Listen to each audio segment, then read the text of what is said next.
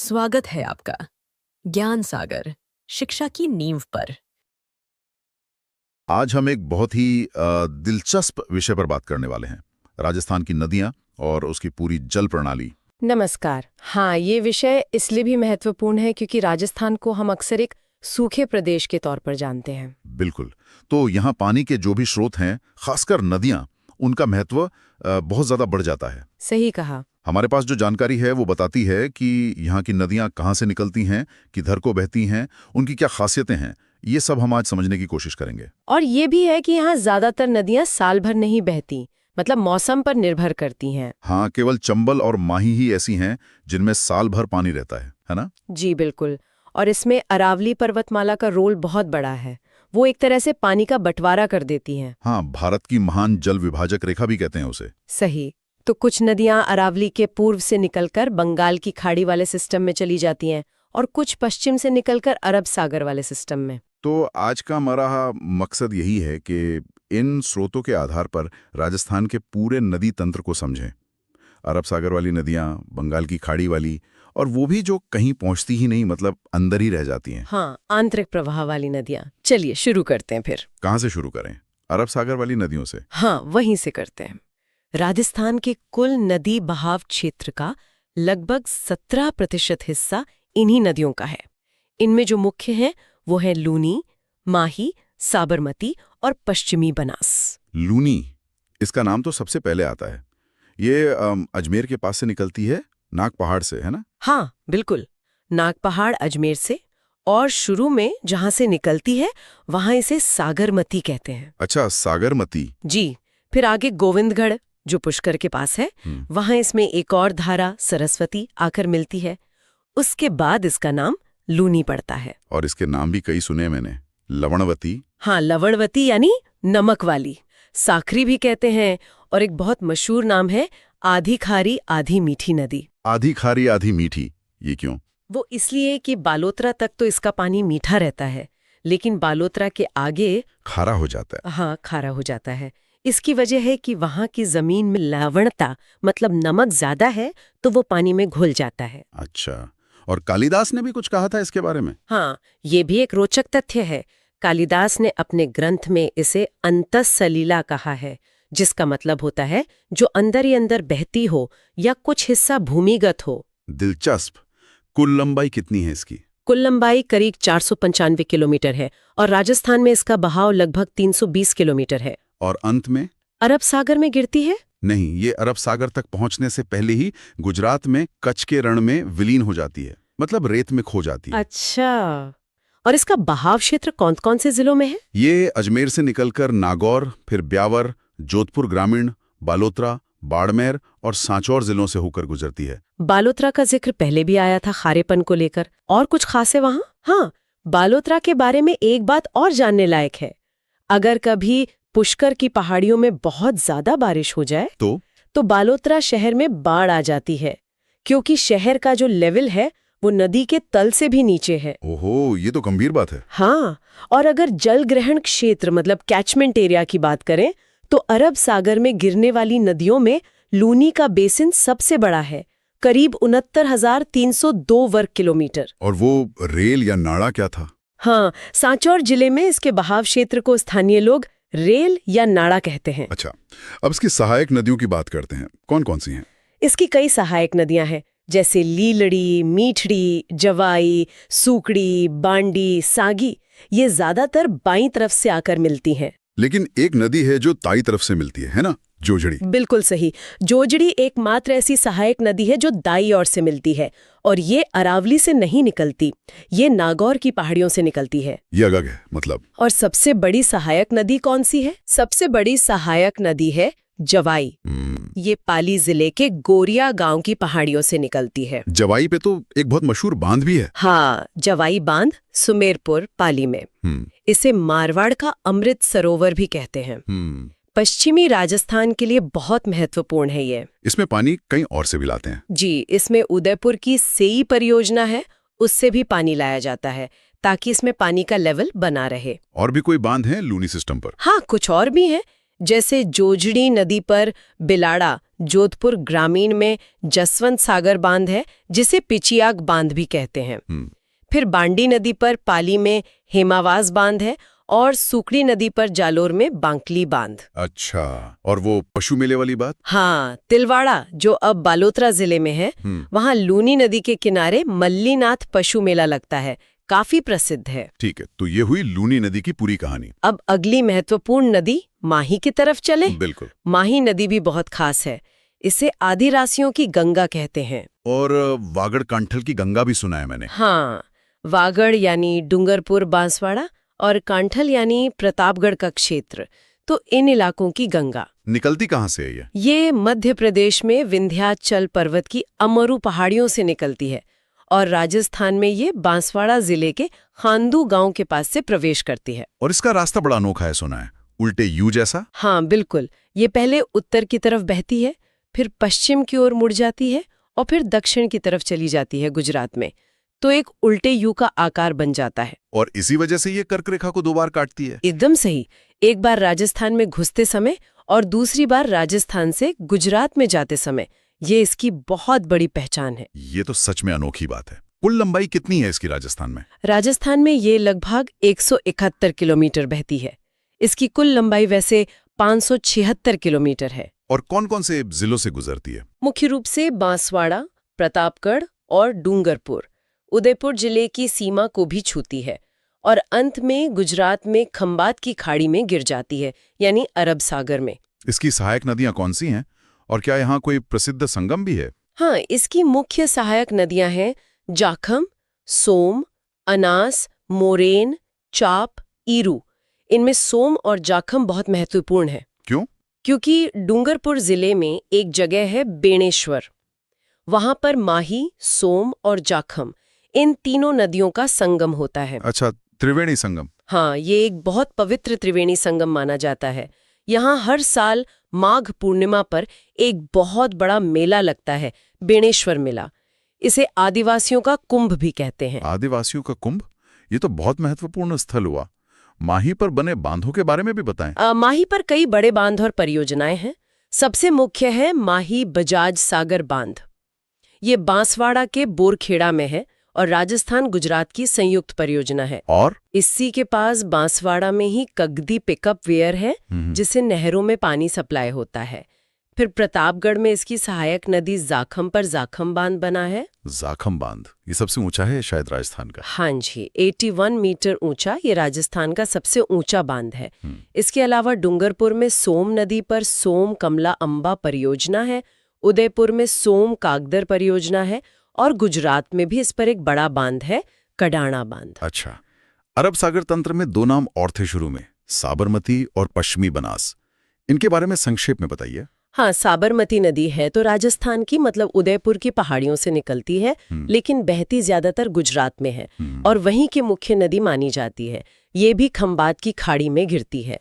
और पश्चिमी बनास? पश्चिमी बनास सिरोही जिले के नया सनमारा गांव से निकलती है। ये भी गुजरात में बहती हुई कच्छ के रण में विलीन हो जाती है।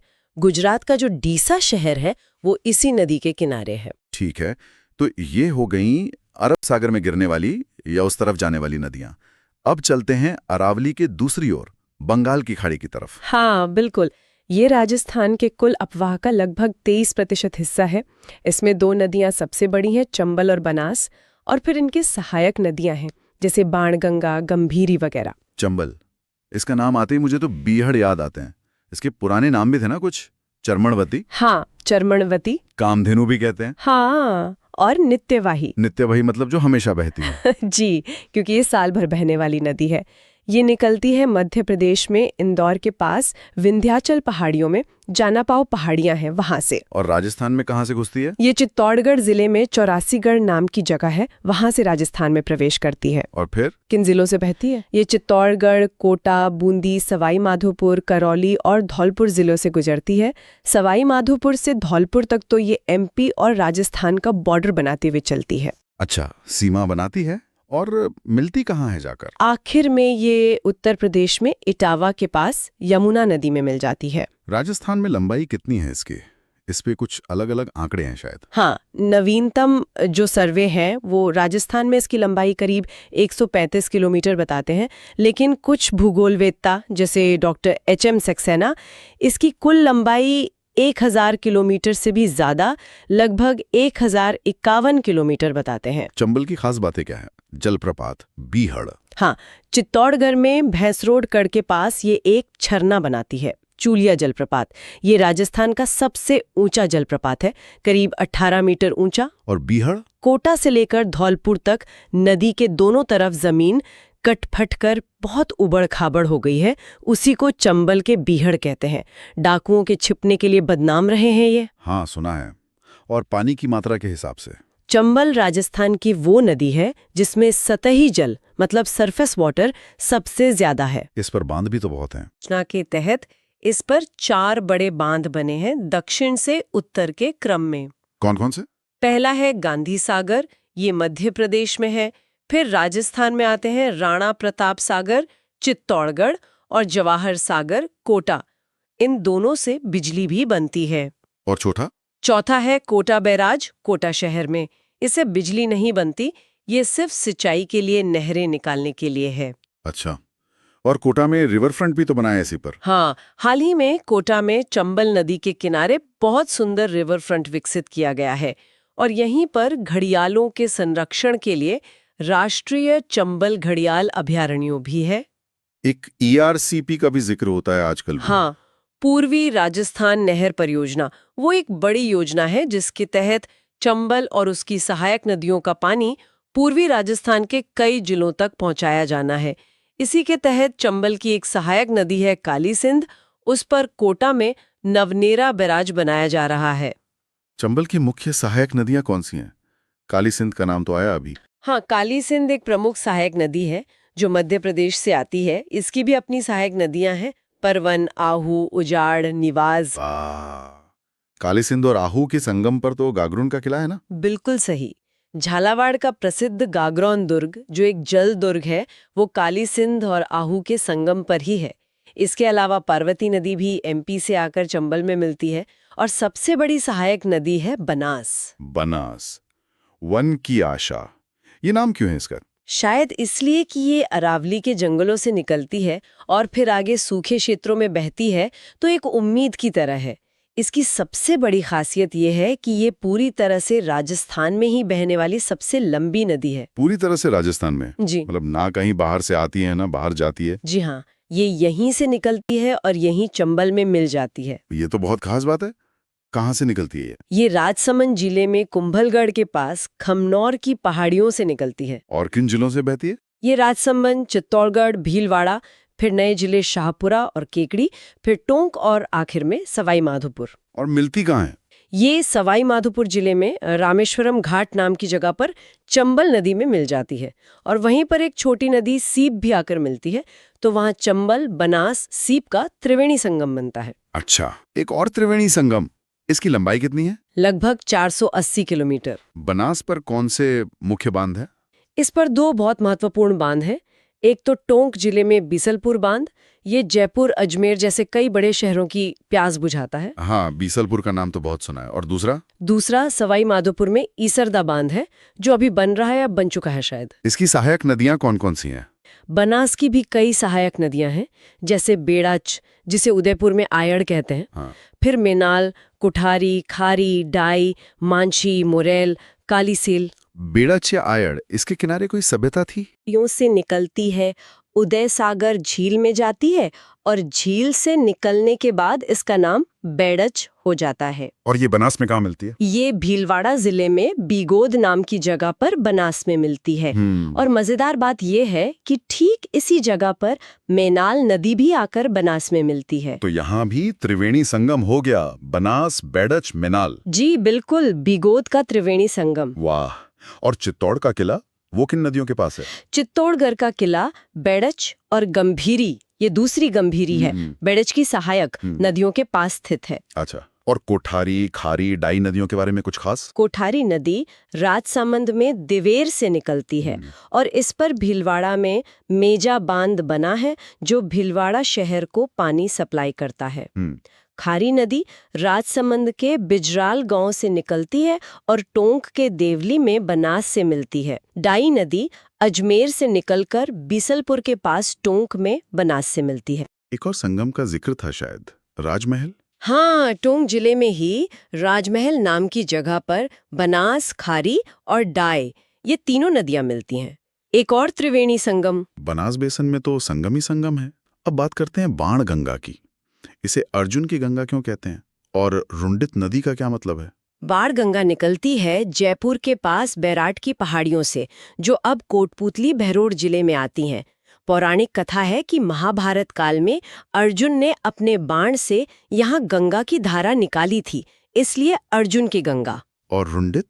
रुंडित मतलब कटी हुई या बाधित।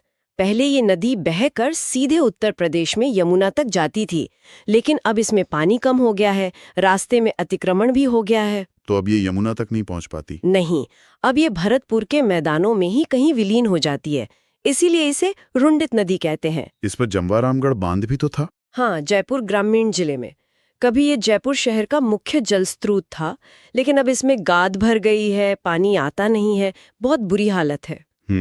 एक और गंभीरी नदी का जिक्र हुआ था बीच में, जो चंबल की सहायक नहीं है। हाँ, वो अलग गंभीरी नदी है।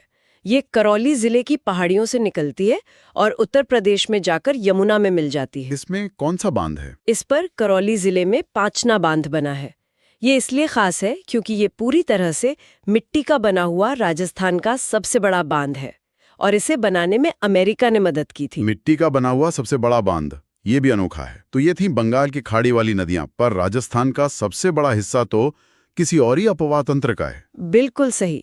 राजस्थान के कुल अपवाह क्षेत्र का सबसे बड़ा हिस्सा लगभग 60% आंतरिक अपवाह प्रणाली का है। 60% मतलब आधे से ज्यादा नदियां समुद्र तक पहुंचती नहीं। हाँ, ये वो नदियां हैं जो राज्य के अंदर ही बहती हैं और या तो किसी झील में मिल जाती हैं या फिर रेगिस्तान में ही खो जाती हैं। ऐसा क्यों है इतना ज्यादा? इसका मुख्य कारण है थार मरुस्थल। रेतीली जमीन है, पानी को सोख लेती है, बहाव रुक जाता है, इसीलिए पूरे भारत में सबसे ज्यादा आंतरिक प्रवाह वाला क्षेत्र राजस्थान में ही है। इसमें कौन कौन सी मुख्य नदियां आती हैं? इसमें सबसे प्रमुख है घग्गर, फिर कांथली, साबी, काकने या काकनी, मंथा, रूपनगढ़, रूपारेल, ये मुख्य है। घग्गर नदी, इसका नाम तो इतिहास में भी आता है। क्या ये वही प्राचीन सरस्वती नदी है? हाँ, ज्यादातर विद्वान इसे प्राचीन वैदिक सरस्वती नदी का ही बचा हुआ रूप मानते हैं। निकलती कहाँ से ये हिमाचल प्रदेश में शिवालिक की पहाड़ियों से निकलती है, कालका के पास से, और राजस्थान में ये हनुमानगढ़ जिले में टिब्बी नाम की जगह से प्रवेश करती है। हनुमानगढ़ में इसे नाली कहते हैं शायद। हाँ, हनुमानगढ़ और गंगानगर में इसके पाठ को मतलब बहाव क्षेत्र को स्थानीय भाषा में नाली कहते हैं। और ये जाती कहाँ तक है? सामान्य मौसम में तो ये हनुमानगढ़, गंगानगर और अब नए बने अनूपगढ़ जिले में बहती हुई भटनेर के पास रेगिस्तान में विलीन हो जाती है। लेकिन बाढ़ आने पर? हाँ, जब इसमें पानी ज्यादा होता है तो ये सीमा पार करके पाकिस्तान चली जाती है, फोर्ट अब्बास तक। वहां इसे हकरा कहते हैं। अच्छा, तो ये तो अंतर्राष्ट्रीय नदी हो गई एक तरह से, कह सकते हैं। और प्रसिद्ध हड़प्पा कालीन स्थल कालीबंगा वो इसी नदी के किनारे था। आंतरिक प्रवाह की दूसरी महत्वपूर्ण नदी कांतली। हाँ, कांतली या काचली नदी ये सीकर जिले की खंडेला पहाड़ियों से निकलती है। सीकर और नीमका थाना जिलों में बहती है और खत्म कहाँ होती है? ये चूरू जिले की सीमा के पास पहुंचकर रेत के टीलों में विलीन हो जाती है। ये शेखावाटी क्षेत्र की मुख्य नदी है। इसके बहाव क्षेत्र का भी कोई खास नाम है? हाँ, इसके बहाव क्षेत्र को तौरावाटी कहते हैं। और एक और प्राचीन सभ्यता गणेश्वर सभ्यता, जो तांबे के औजारों के लिए मशहूर थी, वो इसी कांतली नदी के किनारे फली फूली थी। क्या कोई बहुत छोटी नदी भी है सिस्टम में? हाँ, कांकनेय नदी, इसे कांकनी या मसूरदी भी कहते हैं। ये जैसलमेर जिले के कोठरी गांव से निकलती है। और लंबाई? बस लगभग 17 किलोमीटर। ये राजस्थान की प्रवाह लंबाई के हिसाब से सबसे छोटी नदी मानी जाती है। और ये कहाँ जाती है? ये थोड़ी दूर बहकर जैसलमेर के पास ही एक झील बनाती है, बुझ झील, और उसी में खत्म हो जाती है। सांभर झील में गिरने वाली नदियां कौन सी हैं? सांभर झील में भी कई छोटी नदियां आकर मिलती हैं। उनमें मुख्य हैं रूपनगढ़ और मंथा। रूपनगढ़ कहाँ से आती है? रूपनगढ़ नदी अजमेर जिले में सलेमाबाद के पास से निकलती है, जहां निम्बार्क संप्रदाय की मुख्य पीठ है। ये पूर्व की ओर बहकर सांबर झील के दक्षिणी हिस्से में गिरती है। और मंथा? मंथा नदी जयपुर ग्रामीण जिले की मनोहरपुरा पहाड़ियों से निकलती है और उत्तर से आकर सांभर झील में मिलती है। एक रूपा रेल नदी भी थी। हाँ, रूपा रेल। इसे वराह या लसवारी नदी भी कहते हैं। ये अलवर जिले की उदयनाथ पहाड़ियों से निकलती है। और बहती कहाँ है? ये अलवर और भरतपुर जिलों में बहती है। भरतपुर में सीकरी बांध तक पानी पहुंचाती है और भरतपुर की जो लाइफलाइन है मोती झील, उसको भी इसी नदी से पानी मिलता है। और साबी नदी? साबी नदी कोटपूतली बहरोड़ जिले की सेवर पहाड़ियों से निकलती है। ये खैरथल तिजारा जिले से होकर हरियाणा में चली जाती है और वहां पटौदी के पास खो जाती है। इसके किनारे भी कोई सभ्यता थी? हाँ, जोधपुरा सभ्यता स्थल। ये जोधपुर शहर वाला नहीं है, वो इसी साबी नदी के किनारे था। एक और छोटी नदी है काकुंड या ककुंद, जो भरतपुर में बहती है। इस पर बारेठा बांध बना है। तो ये हमने राजस्थान की तीनों तरह की नदी प्रणालियों को काफी विस्तार से समझ लिया। अरब सागर वाली, बंगाल की खाड़ी वाली और आंतरिक प्रवाह वाली। हाँ, एक पूरा खाका बन गया दिमाग में। क्या कुछ मुख्य बातें हैं, मतलब एक सारांश के तौर पे, जो हमें याद रखनी चाहिए? बिल्कुल। जैसे अगर हम नदी बेसिन के क्षेत्रफल के हिसाब से देखें तो राजस्थान में सबसे बड़ा बेसिन लूनी का है, लगभग 20%। 20%। उसके बाद बनास का नंबर आता है करीब 14%, फिर चंबल 9% और फिर माही 5%। अच्छा, और अगर सिर्फ राजस्थान के अंदर बहने वाली लंबाई देखें तो कौन सी सबसे लंबी है? राजस्थान के अंदर प्रवाह लंबाई में बनास सबसे लंबी है, उसके बाद लूनी, फिर चंबल और फिर माही। लेकिन पानी की मात्रा यानी सतही जल किसमें ज्यादा है? सतही जल के मामले में चंबल नंबर 1 पर है, सबसे ज्यादा पानी उसी में है। उसके बाद बनास, फिर माही और फिर लूनी। त्रिवेणी संगम भी कई सारे हैं यहाँ, वो कौन कौन से थे एक बार फिर से बताइए। हाँ, ये याद रखने लायक है। पहला बेणेश्वर डूंगरपुर में माही, सोम और जाखम का संगम। ठीक है। दूसरा बिगोद भीलवाड़ा में बनास, बेड़च और मैनाल का संगम। तीसरा राजमहल तूंक में बनास, खारी और डाई का संगम। ओके। चौथा देवधाम जोधपुरिया टोंक के पास बनास, मानशी और बांडी का संगम माना जाता है। और पांचवा रामेश्वर घाट सवाई माधोपुर में चंबल, बनास और सीप का संगम। वाह, और कई किले भी तो नदियों के किनारे या संगम पर हैं, सुरक्षा के लिए शायद? हाँ बिल्कुल, जैसे भैंसरोडगढ़ का किला चंबल और बामनी के संगम पर है, चित्तौड़गढ़ का किला बेड़च और गंभीरी के पास है, गागरोन का किला, हनुमानगढ़ का भटनेर किला घग्घर के किनारे है और कोटा शहर का किला तो चंबल के किनारे ही है। और झरने, जलप्रपात कौन कौन से मुख्य हैं? सबसे ऊंचा तो चूलिया जलप्रपात है चंबल नदी पर 18 मीटर, फिर एक भीमलत जलप्रपात है मांगली नदी पर बूंदी में, और एक मेनाल जलप्रपात है मेनाल नदी पर। बहुत बढ़िया। तो कुल मिला के ये साफ है कि राजस्थान भले ही सूखा प्रदेश कहलाता हो, लेकिन यहाँ नदियों का एक बहुत ही विविध और जटिल जाल बिछा हुआ है। हाँ, कुछ नदियाँ सागर तक का लंबा सफर तय करती हैं तो कुछ राज्य की सीमाओं में ही रह जाती हैं। हर नदी की अपनी एक अलग पहचान, अपनी कहानी है। बिल्कुल। ये नदियां सिर्फ पानी का स्रोत नहीं है, बल्कि इन्होंने यहाँ के इतिहास, संस्कृति और अर्थव्यवस्था को भी गहराई से प्रभावित किया है। सही कहा। चाहे वो लूनी का खारापन हो या माही का कर्क रेखा को 2 बार काटना, चंबल के बीहड़ हो या बनास का सिर्फ राजस्थान में ही बहना, या फिर आंतरिक प्रवाह का इतना बड़ा होना, ये सब राजस्थान की अपनी एक अनूठी पहचान बनाते हैं। बिल्कुल।